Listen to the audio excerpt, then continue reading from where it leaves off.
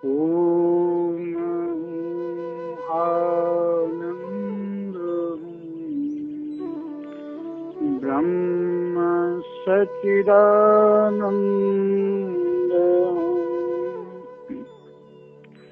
ॐ आनन्दं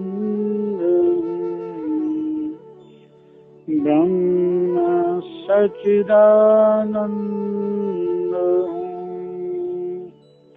प्यारे मित्रों, इस धरती पर सब मानव आनंद चाहते हैं, प्रभु को पाना चाहते हैं। हर मानव का अंतिम लक्ष्य आनंद की प्राप्ति है। आनंद भी कैसा? ऐसा आनंद जो शाश्वत हो, वो कभी खत्म ना हो।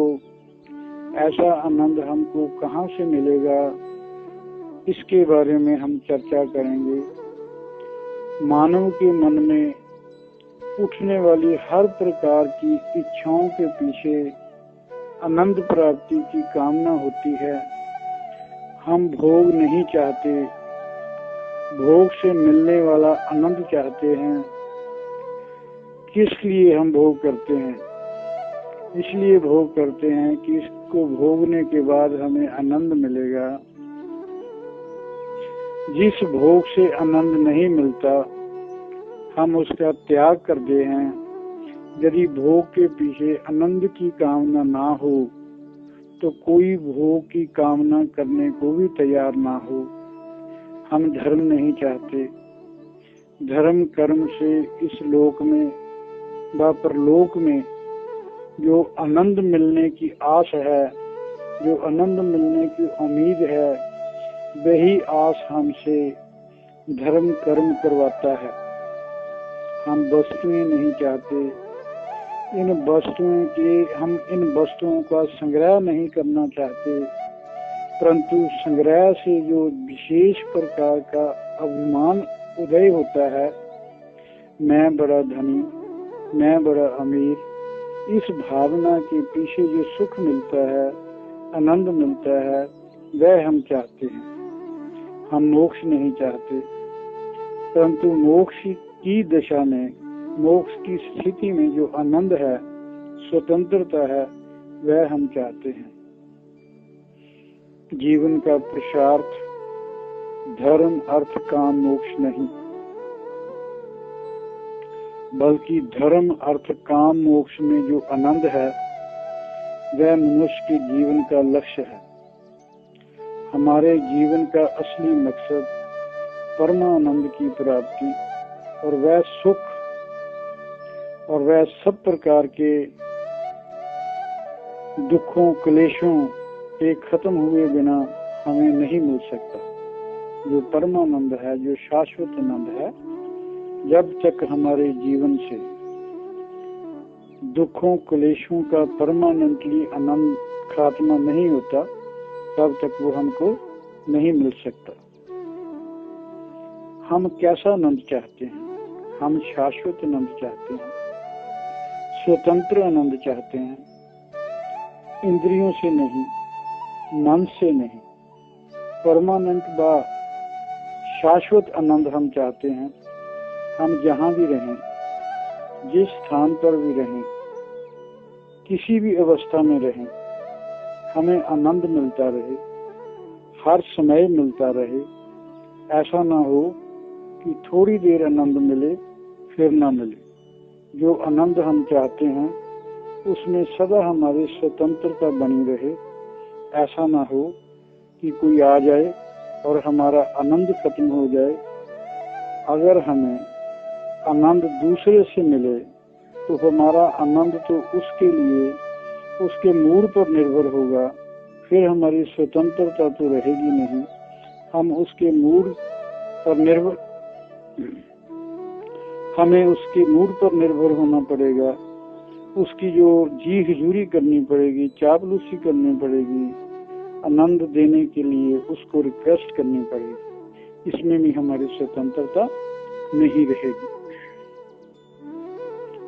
अगर आनंद इंद्रियों से मिलेगा, तो जब ये असमर्थ हो जाएंगी, तब आनंद नहीं मिलेगा।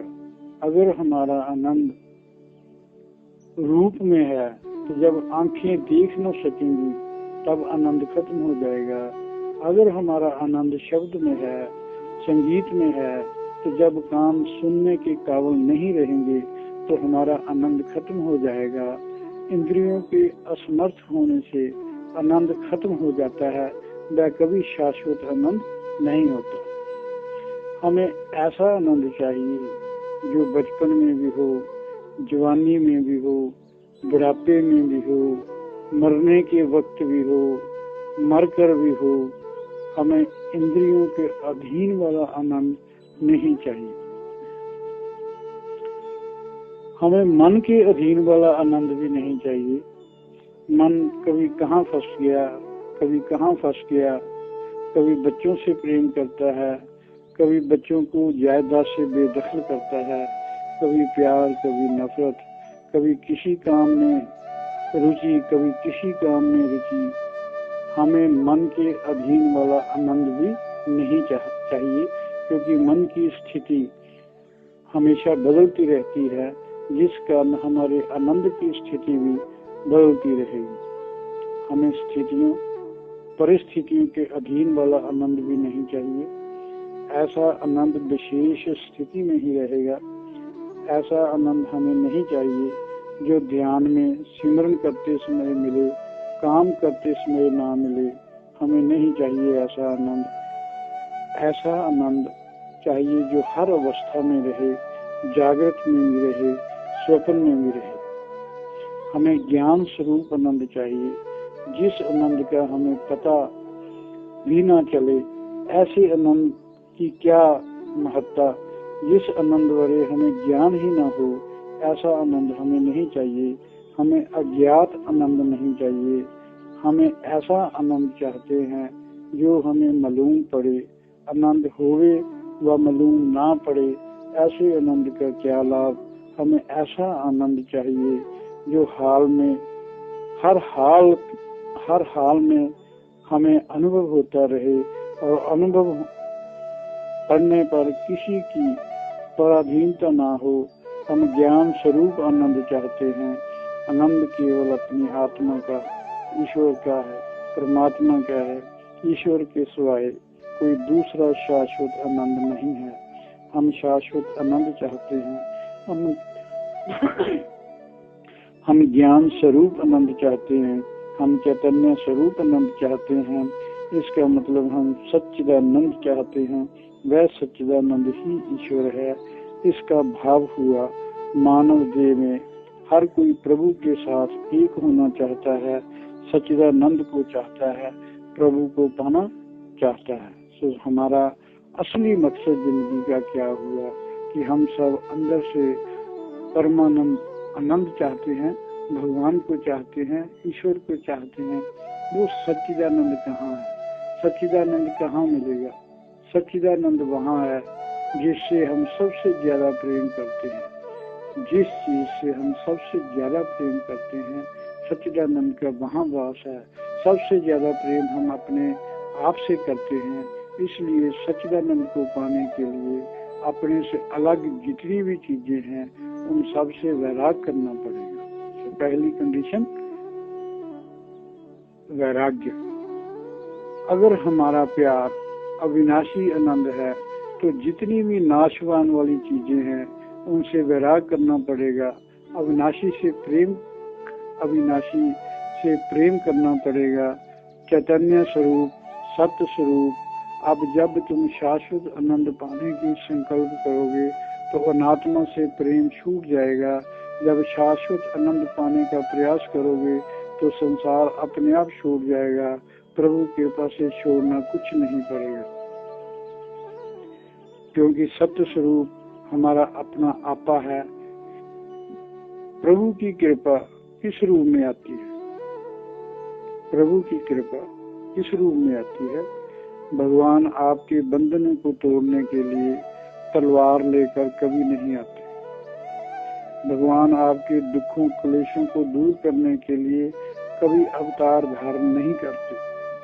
जब भगवान की कृपा होगी तो आपके जीवन में सतगुरु के रूप में कोई ना कोई संत आ जाएगा जो आपके जीवन से जिन कारणों से हमें कष्ट व दुख होता है उन कारणों को दूर करने की कृपा करेगा। सतगुरु क्या करते हैं, जिन कारणों से हमारा मन बेचैन है, हम दुखी हैं, वो उन कारणों को ही दूर कर देते हैं। उन कारणों को दूर करने की कृपा करते हैं। संत के कारण भगवान की कृपा के द्वारा अज्ञान मिट जाता है, देहाभिमान छूट जाता है और आनंद की यात्रा शुरू हो जाती है। प्रभु की कृपा कब होगी, कैसा पता चलेगा? प्रभु कृपा करने वाले हैं, ये पता कैसे चलेगा? आप प्रभु कृपा करने वाले हैं, सुनो। जब हम संसार की गुलामी, विषयों की गुलामी, इंद्रियों की गुलामी, भोगों की गुलामी, व्यक्तियों व वृत्तियों की गुलामी, परिस्थितियों की गुलामी को छोड़ने के बारे में गंभीरता से विचार करते हैं तो समझना कि प्रभु की कृपा होने वाली है। भगवान के रूप में, तारणहार के रूप में गुरु मिलने वाला है। मार्केट में बहुत से गुरु हैं, जांच करनी पड़ेगी, सिलेक्शन करनी पड़ेगी, कौन सा गुरु ठीक है, कौन सा गुरु पखंडी हो सकता है। सतगुरु की सिलेक्शन करने के लिए विवेक जरूरी। भगवे कपड़े संत की कसौटी, संत की पूर्ण कसौटी नहीं हो सकते। सा मैंने जो कभी अपनी मानसिकता ना खोले, अभी संत के बारे में कहते हैं, पहला लफ्ज होता है सा।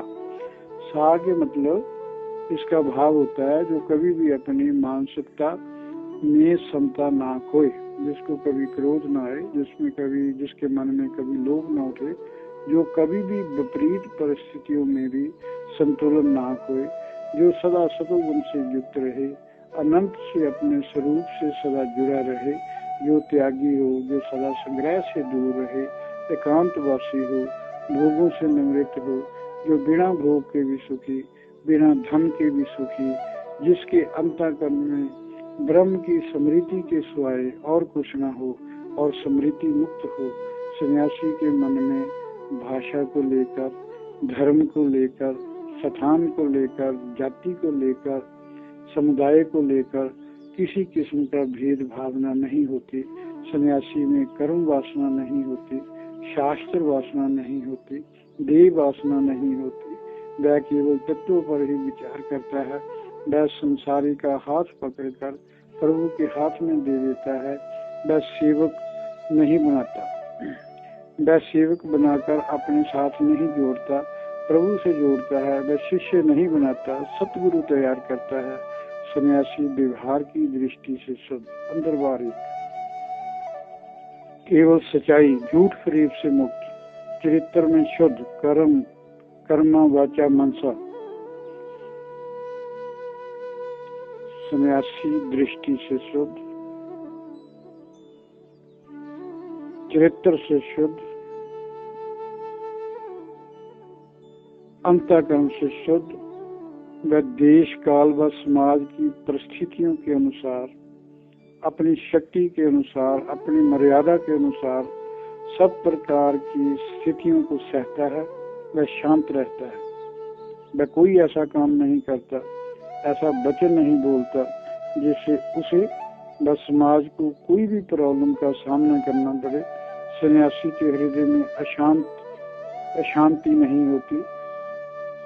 वह एक जगह नहीं टिकता। जो उपासना के मार्ग पर चलते हैं, जो उपासना के मार्ग में चलते हैं, उनका धर्म गुरु बनकर मंत्र देता है, ध्यान करवाता है, रहने सहने की मर्यादा बताता है। जो चित्त से ज्यादा चंचल हों, उन्हें चित्त वृत्तियों को कैसे निरोध करना है ये बताता है। वह योग के गूढ़ रहस्यों से अवगत कराता है। जो उपासना, ध्यान, समाधि और योग करके थक चुके हों, उनके भ्रम व भ्रांतियां मिटाकर अज्ञान को दूर करता है और ज्ञान के मार्ग में ले जाता है। वह परम आनंद में अपने स्वरूप में स्थित करवाता है और वह कभी बीच में नहीं छूटता। जो भी उसके कांटेक्ट में आता है वो अपना पूरा जोर लगाता है कि ये इसका अब कल्याण होना ही नहीं चाहिए, बीच में नहीं छोड़ता, क्योंकि उसके पास ऐसे भी साधक आते हैं जो ध्यान लगाकर, आंखें बंद करके, समाधि लगाकर प्रभु के दर्शन करना चाहते हैं। ऐसे किए बगैर उन्हें तसल्ली नहीं होगी। कोई ऐसे भी चाहते हैं जो खुली आंखों से प्रभु के साक्षात दर्शन करना चाहते हैं, कि ऐसे भी वो मानते हैं कि प्रभु कण कण में है। मैं खुली आंखों में और बंद आंखों से भी अनुभव होना चाहिए, हर स्थिति में वो अनुभव होना चाहिए। सतगुरु को आंखें बंद में भी और आंखें खुली में भी जिज्ञासुओं को प्रभु के दर्शन करवाने पड़ेंगे, क्योंकि जो जिज्ञासी हैं उनको शांत करना तो सतगुरु का पहला धर्म होता है। जो भी संतों के पास जाता है वह अशांत होता है, कामनों से ग्रस्त होता है, कर्म की आग में जल रहा होता है, भोगों की चक्की में पिस रहा होता है, भौतिक सुखों के अभावों से ग्रस्त होता है, और संत से उम्मीद करते हैं कि वह उन्हें अपनी शरण में लेकर सब प्रकार की अशांति को खत्म कर वह आनंद प्रदान करे। सब आनंद चाहते हैं, सब तरह से निराश होकर आनंद न मिलने के कारण जब भटक भटक कर थक जाते हैं तब संतों की शरण में जाते हैं। जब संत अपनी शरण में ले लेते हैं, मैं संत की बात कर रहा हूँ, जब संत अपनी शरण में ले लेते हैं वह अपना अनुभव उन्हें बताते हैं। सबसे पहले सब प्रकार के भोगों पर नियंत्रण करवाते हैं, वह धीरे धीरे भोगों से निवृत्त करवा देते हैं। फिर धर्म में नियंत्रण कराते, फिर कर्म में नियंत्रण कराते हैं, वह धीरे धीरे कर्मों से निवृत्त करवा देते हैं। कर्तापन की भावना, फलाकांक्षी भावना से पूरी तरह निवृत्त करवा देते हैं। फिर इच्छाओं पर नियंत्रण, वह धीरे धीरे सब प्रकार की कामनाएं, उपेक्षाओं से निवृत्त करवा देते हैं। जहाँ तक मोक्ष व प्रभु के दर्शनों की कामना से भी निवृत्त करवा देते हैं। इससे मन शांत हो जाता है और बेचैनी खत्म हो जाती है। जहाँ तक पहुँचते पहुँचते साधक के चेहरे पर दिव्य नूर चमकने लग जाता है। जहाँ तक साधक से संत करवाता है या गुरु करवाता है, जहाँ तक बहुत कुछ करवाता है साधक से गुरु, और इसके बाद वो खुद करता है।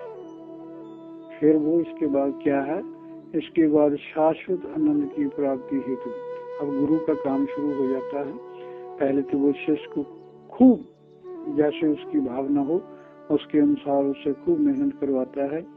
फिर शाश्वत आनंद की प्राप्ति हेतु अगले कदम के रूप में सब प्रकार के धर्मानुष्ठान, सब प्रकार की उपासना, सब प्रकार का ध्यान व योग से निवृत्त कर अपने स्वरूप में स्थित होने के लिए अपने तप का कुछ भाग साधक को देकर शक्तिपात करता है। क्या करता है? जिस भी साधक को शक्तिपात के रूप में गुरु का आशीर्वाद प्राप्त हो जाए, उसका शाश्वत आनंद में परमानेंट स्थित होना पक्का। फिर वह कभी योग भ्रष्ट नहीं हो सकता। मगर ऐसा गुरु करोड़ों में एक, और ऐसा शिष्य साधकों में कोई करोड़ों साधकों में एक निकलता है। सभी के साथ गुरु ऐसा नहीं कर सकता। परमात्मा प्राप्ति हेतु अखंड ज्ञान जरूरी। साधक चाहे जिज्ञासु हो, चाहे उपासक हो, चाहे जोगी हो, अखंड ज्ञान होना जरूरी। चाहे परमात्मा प्राप्ति हेतु सविशेष साधन हो, वहाँ सविशेष का ज्ञान प्रभु प्राप्ति हेतु जरूरी। और जहाँ प्रभु प्राप्ति हेतु निर्विशेष साधन है, वहाँ निर्विषयाकार ज्ञान प्रभु प्राप्ति हेतु जरूरी। सविषयकार ज्ञान का नाम भक्ति, निर्विषयकार ज्ञान का नाम ब्रह्म ज्ञान। दोनों में अखंड ज्ञान जरूरी। जैसे आकाश को किसी भी चीज से बांधकर नहीं रखा जा सकता या किसी भी चीज में बांध लेना असंभव, उसी तरह प्रभु के साक्षात हुए बिना दुखों से, भय से, अशांति से, कामनाओं से निवृत्ति असंभव है। और सबसे पहले प्रभु के साक्षात की अनुभूति इस शरीर के हृदय में ही होगी, किसी दूसरे स्थान पर नहीं हो सकती। संत सहज ही बातों बातों में इशारे करते रहते हैं और परमात्मा प्राप्ति कैसे होगी ये बताने का काम करते हैं।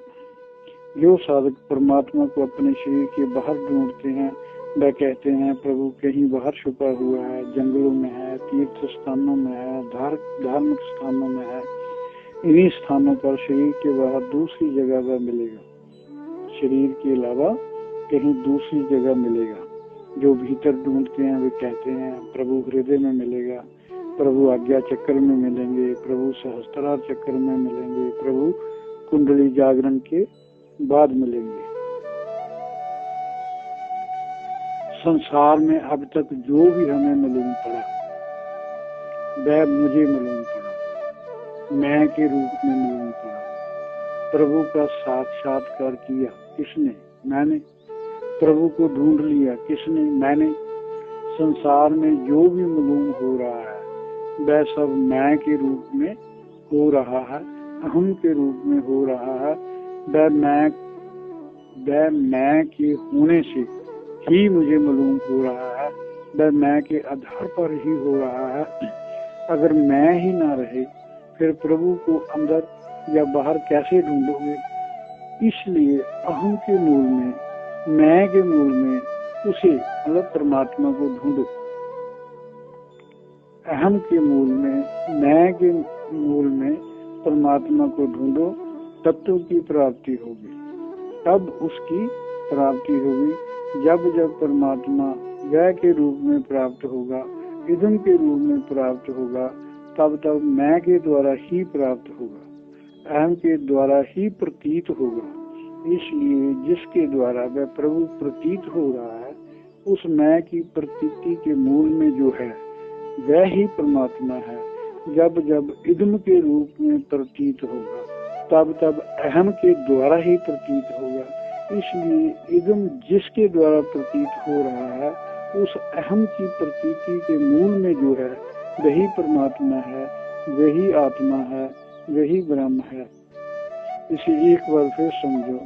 जब जब परमात्मा ये के रूप में, एग्जाम्पल देता हूँ, ये का मतलब कि भगवान शंकर, ब्रह्मा विष्णु महेश जी, माँ दुर्गा जी, भगवान गणेश जी, भगवान राम, भगवान कृष्ण, जो भी हम कहते हैं ना, हमने भगवान के, इस भगवान के दर्शन किए। जब जब भी भगवान ये के रूप में दर्शन होंगे तब तब किसे दर्शन होंगे? मुझे होंगे। मैंने प्रभु के दर्शन होंगे। प्रतीत होगा तब तब मैं को ही होगा। भगवान की प्रतीति, भगवान के दर्शन केवल मैं को होंगे। मैंने भगवान के दर्शन किए, इसलिए मैं को उस प्रभु के दर्शन हुए। उसे समझो। अगर समझ आ जाए तो फिर जपना सोहम, फिर जपना शिवोहम, फिर जपना अहम ब्रह्मस्मि, फिर जपना अहम आत्मा ब्रह्म। ओम हूं आनंद ब्रह्म सच्चिदानंद। ओम आनंद ब्रह्म सच्चिदानंद।